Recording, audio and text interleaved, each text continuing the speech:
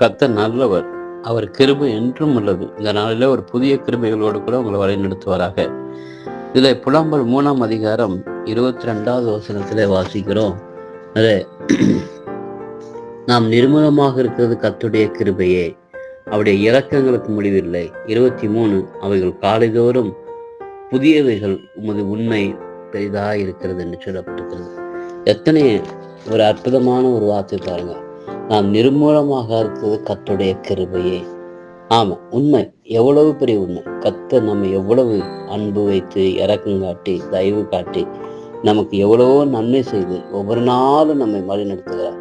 அப்படி ஆபத்து நிறைந்த உலகம், பயங்கரமான வியாதிகள், உலகமான போராட்டங்கள், பிரச்சனைகள், எத்தனையோ சூழ்நிலைகள் உலகத்துல கடந்து போக வேண்டியிருக்கிறது. அதன் மத்தியிலும் கூட கர்த்தர் நம்மை அழகாய் பாதுகாத்து ஒவ்வொரு நாளும் அற்புதமாய் நம்ம நடத்துகிறார். அவருடைய அன்பு எவ்வளவு பெரிய பாருங்க. அவருடைய அன்பு, அவருடைய கருணை, அவருடைய இரக்கம் நம்மை அழகாய் நடத்துகிறது. அந்த இரக்கத்திற்கு முடிவே இல்லை என்று சொல்லப்படுகிறது.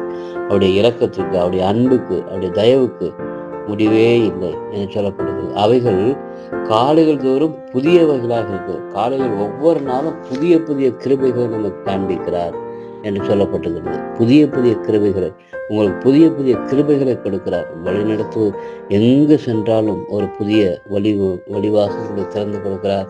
புதிய ஆசீர்வாதத்தை கொடுக்கிறார். புதிய காரியங்களை செய்கிறார்.